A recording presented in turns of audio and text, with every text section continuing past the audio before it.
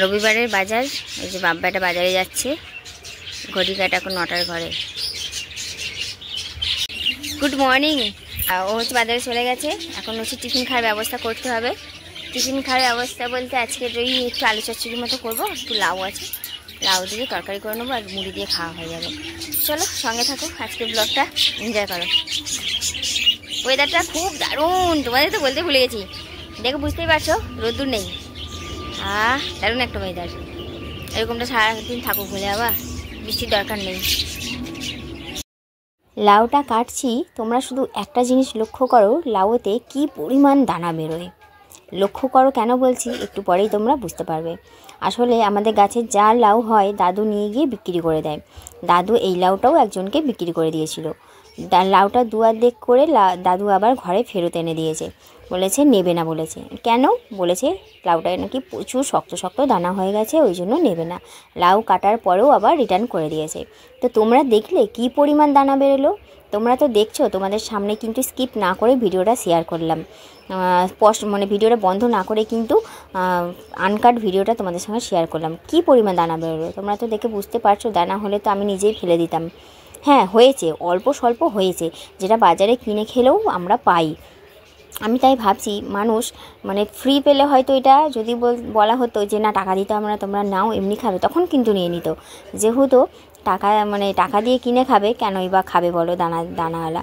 আমার কাছে কথা হলো, এমন জিনিস, এমন দানাও হয়নি যে লাউটা ফেরত দিয়েই দিতে হবে। আর যদি এটা বাজার দিয়ে কেনা হতো তাহলে কি বাজারে রিটার্ন আবার ফেরত দিতে যেত? বলতে পারতো যে 5 টাকা 10 টাকা কম দেবো, পুরো টাকা আমি দেবো না। হ্যাঁ, কোনো অসুবিধা নেই, কিন্তু কেটে লাউ আবার ফেরত দিয়ে দিচ্ছে, ভাবতে পারছো? তো যাই হোক, মানুষ হচ্ছে কোনো কিছুতেই সুখী না, সে আমি বলেও কিন্তু বাদ দাও। সবাই যদি সমান হতো তাহলে আর দুনিয়া চলতো কী করে। হালকা একটু 5 ফোড়ন, শুকনো লঙ্কা আর আদা দিয়ে আলুটা ভেজে নিয়েছি। ভেজে নিয়ে লাউটা একটু নেড়ে ছেড়েই জল ঢেলে দেবো। আজকে দুপুরে খাওয়ার জন্য একটু উচ্ছে আলু ভাজা করব। তো পাশে হচ্ছে ওইগুলো ভেজে জল ঢেলে চাপা দিয়ে রেখে দিয়েছি। আর এখানে হচ্ছে একটা শুকনো লঙ্কা ফোড়ন দিয়ে ভেজে নেবো। আসলেই আমাদের গাছেরই উচ্ছে, জানো তো, তুলেছিল 2 দিন আগে, রেখে দিলে তো নষ্টই হয়ে যাবে, ওই জন্য ভাজা করে নিচ্ছি। রবিবারে না একটু 2-3 রকমের পদ বেশ ভালো লাগে, অন্যান্য দিনে তো সময় পাই না, হয়ে ওঠে না। তোমরা তো দেখোই, 1 তরকারি 2 তরকারি হয়, দুটো পদ হয়। তো যাই হোক, আজকে একটু ভাজাভুজি করছি, ওই জন্য উচ্ছে আলু ভাজা করে নিয়ে আদা রসুন পেঁয়াজ সব কেটে ছাড়িয়ে সব রেখে দেবো। শুধু দাঁড়িয়ে সময় নষ্ট করতে ভালো লাগে না, কারণ বাজার থেকে আসলে পরেই সব যদি জোগাড় করে রেখে দিই তাড়াতাড়ি রান্নাবান্নাটা হয়ে যাবে। বাইরে থেকে চলে এসেছে, ঘড়ি কাটা এখন 10:30টার ঘরে। কে এসেছে পেছন কেউ আসেনি?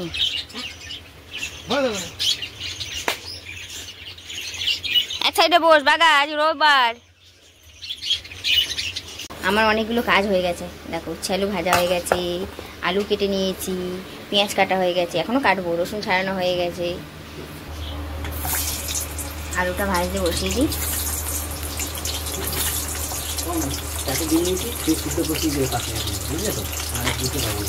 কি এনেছো আজকে? বাস, কত টাকা কেজি নিয়েছে? 35 টাকা 350 টাকা কেজি। চলো যাই হোক, একদিন মালাইকারি খাওয়াবে, ওই নারকেলটা দিয়ে, বুঝলাম তো। ও বেরিয়ে যাবে ঠিক। কি সবজি এনেছে তোমাদের একটু গোছায় পরে দেখাবো। এখানে পুঁই শাক আছে। আর আজকের কি এনেছে বলো তো? এই যে খাসির মাংস এনেছে, মাটন হবে, কিন্তু আমি মাটন খাইও না, মাটনের ছোঁয়াও খাই না, ওই জন্য আমার জন্য 4খানা ডিম সিদ্ধ বসিয়ে দিয়েছি। ওবেলা দুটো খেয়ে নেবো। কী বলো তো বন্ধুরা, ছোটোবেলা থেকে আজ পর্যন্ত কোনোদিন খাসির মাংস খাইনি আমি। মানে খাসির মাংস তো দূরের কথা, মানে খাসির মাংস ঠেকাঠেকিও আমি খাই না, ছোঁয়াছুঁয়িও খাই না, ঠিক আছে? ওই জন্য এই বাড়িতে হতেও চায় না যে তুমি খাবে না আর আমরা একা একা খাবো, কেমন একটা লাগে। আমি তুই কী হয়েছে তা, আমি তো খাই না জিনিসটা, কেমন লাগার কোনো ব্যাপারই নেই। কিন্তু ওই যে ওরা খেতেই চাইতো না, যে না তুমি খাবে না, আমরা কেমন একটা লাগে। তো যাই হোক, লাউ বিক্রি করেছিল আমার বর, এতদিন ধরে যে লাউ বিক্রি করেছিল সেই টাকা জমিয়ে আজকে হচ্ছে এই মাটন এনেছে। তো ওরা খাবে 4 জন, আর আমি হচ্ছে ডিম খাবো। তোমাদের তো দেখালাম, আর চিংড়ি মাছ আনা হয়েছে, ওটা হপ্তাহে মাঝখানে একদিন হয়ে যাবে। তো আর আমি দিয়ে দেখো আলু ভেজে রেখে দিয়েছি, আদা রসুন ছাড়ানো হয়ে গেছে, পেঁয়াজ কাটা হয়ে গেছে, এখানে হচ্ছে উচ্ছে আলু ভাজা হয়ে গেছে। আর ও শুধু চিংড়ি মাছটা ভাজবে আর মটনটা করবে, ব্যাস হয়ে যাবে। বাদ বাকি এই যেখানটা একটা পরিষ্কার করি। তো এই হলো কাজের আপডেট। ও আসুক, যখন রান্না বান্না করবে তখন দেখাবো। আরে মা দিয়ে মাটন খাবে।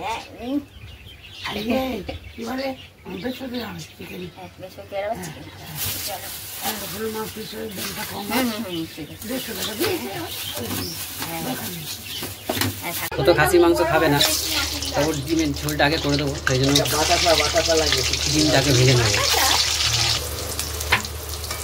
ডিম ভাজা হয়ে গেছে, তুলে আগে ওরটা কাঁড়ি করে দিই।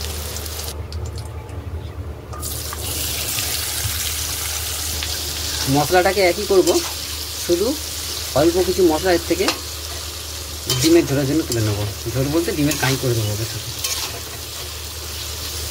বাইরে দেখো কিরকম মেঘ করেছে, একদিকে কালো কুচকুচে মেঘ, একদিকে আকাশ পরিষ্কার, কখনো রোদ উঠছে, সেই জন্য মনে হয় আলো মাঝারির খেলা চলছে। বাবা এখানে দাড়ি কাটছে বসে, সপ্তাহ শেষেই কাটে রবিবারে। ও তো আমার ডিমের ঝোলটা করছে, ডিমের ঝোলটা করার পর ওর মাংস করবে। হেভি লাগছে না বন্ধুরা আজকে ওয়েদারটা?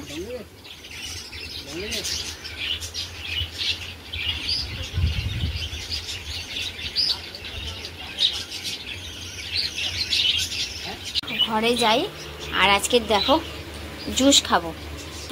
প্রায় 2 সপ্তাহ গ্যাপ গেছে আমার, 2 সপ্তাহ প্রায় গ্যাপ ছিল, কারণ গাজর বিট পাওয়া যাচ্ছিলো না, আর দামটাও অনেকটা ছিল, ওই জন্য আনিনি। তোমার মশলাটার মধ্যে আমি কষিনো হয়ে গেছে তো, এবার এর মধ্যে তুমি দিয়ে তোমার মতন করে, হ্যাঁ আমি ঠিক দিচ্ছি, দেখো না ও এক জায়গায় মশলা কষিয়ে মানে মাংস ডিম আলাদা করে দিবে, তাই তো? হ্যাঁ, আমাকে একাদা কাই দিতে লাগবে না, এবেলা ওবেলা যাতে হয়ে যায় অল্প করে, ব্যাস। দেখো না হ্যাঁ, কেন বলতো এখন যদি এখানে খাসি মাংসটা না দিই মানে বাজে লাগবে, বুঝেছো? ঠিক আছে। আর এইদিকে দেখো আমি বসে বসে এতক্ষণ ওই আদা রসুন পেঁয়াজগুলো সব পরিষ্কার করছিলাম, পুরনো নতুন সব আলাদা আলাদা করে রাখলাম। মেঘ দেখো, তখন দেখেছিলে মেঘ, এখন দেখো আরো ভয়ঙ্কর মেঘ করে এসেছে। ও এই তো চেয়েছিলাম। ঠাকুর থ্যাংক ইউ।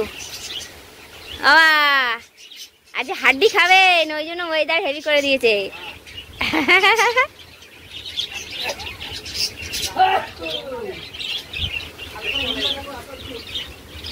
তোমার নুনটা দেখো, এটা আমার টুঙ্কার মশলা হচ্ছে।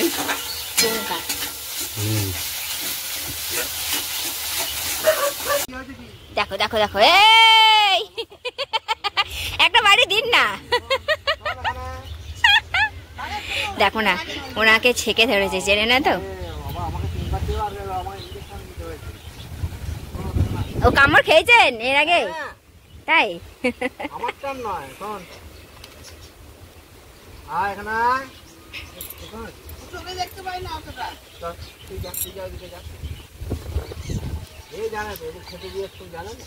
ভুলে গেছিস মেয়ে? তুই খেয়েছিস না ওনার কাছে একটা সময়? ভুলে গেছিস কি করে? ওই বাচ্চাগুলো যখন শুকনো হবে, একটা কাকু এসেছিল এই জন্য গল্প করছিলাম।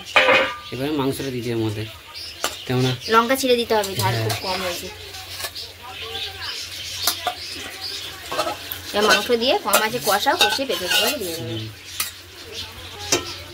আস্তে করে কষাবে, কেন বলে তো চর্বি আছে তো, ওগুলো ছেড়তে হবে না।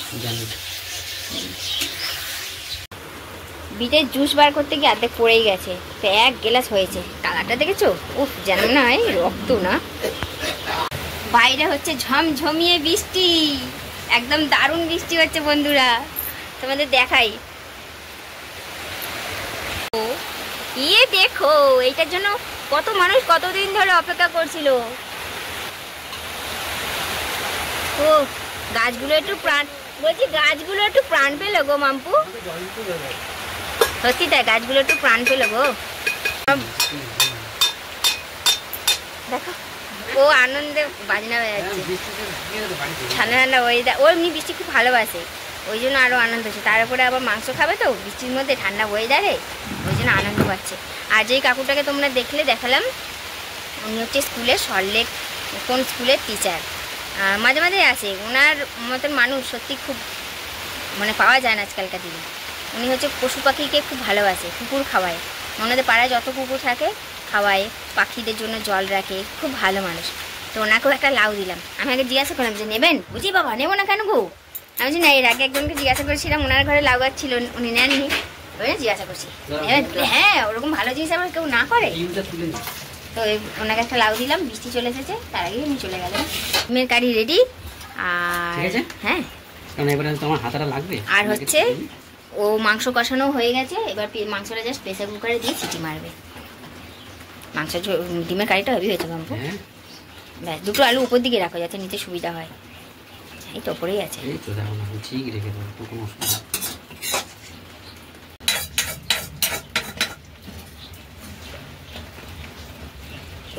আগে বিট গাজরের রস খেতাম, মনে হতো কি চিনি মেশানো, কোনো স্বাদ পেলাম না, মনে হচ্ছে না জল খাচ্ছি।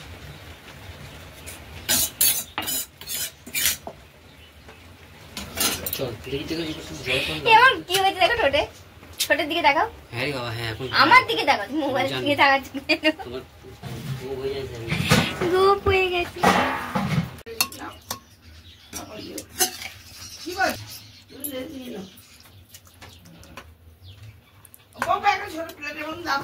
দিচ্ছি, হ্যাঁ দিচ্ছি। একটা ভুল হয়ে গেছে কি, আলুটা যখন ভেজেছিল তখন হলুদ দিতে ভুলে গেছি আমি।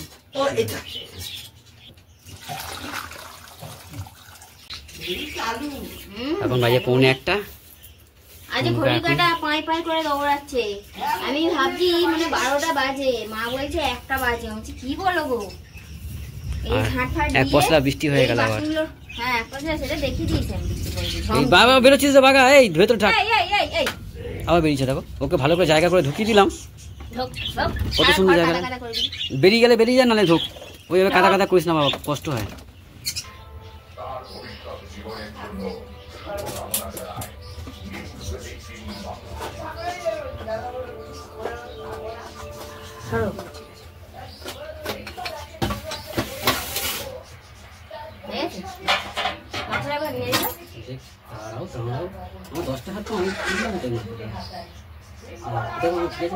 আমি কি বই আনবো, তো কম তেল দিলাম দেখো, তাও কত তেল। চর্বি আছে না, খাসি মাংস চর্বি, নাড়িয়ে নাড়িয়ে তুলবে। তো বেরোয়।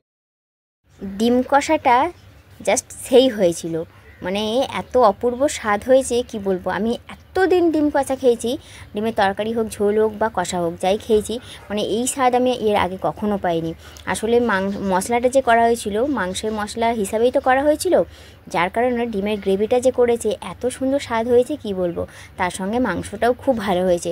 আসলে তোমাদের তো বললামই আমার জন্য এরা মাংস খেতে পারে না, প্রায় বছরখানেক পর খাসির মাংস ঘরে হলো। আর খুব ভালোবাসে আমার বরমশাই, আর ওর শরীরের জন্যও খাওয়া বারণ, কিন্তু আজকে খেতে পেরেছে। ওয়েদারটাও সঙ্গে খুব ভালো ছিল, ওই জন্য খুব ভালোভাবে খেয়েছে সবাই মিলে। আমাদের তো খাওয়া হয়েই গেছে, আর ওদেরকে মেখে দেবো। ওরা তো জানোই, পশুরা কুকুররা বিশেষ করে মাছ মাংসটাই ভালোবাসে। আর মাংসর গন্ধ পেয়েছে, পাগল হয়ে যাচ্ছে একদম, দেখতেই তো পাচ্ছে, ছটপট করছে। তো চলো ওদেরকেও দিয়ে দিই, আমরাও খেয়েছি শান্তি করে, ওদেরকেও দিয়ে দিই পেট ভরে।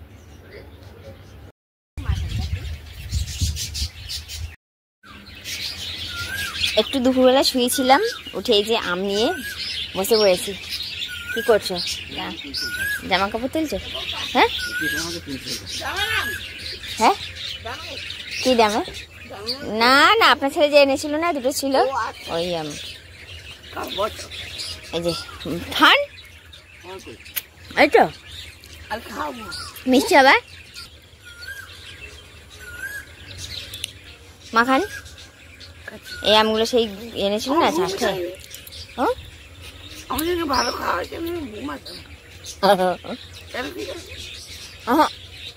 গরমটা নেই বলে ঘুমায়নি, গরম হলে ঘুমোতো।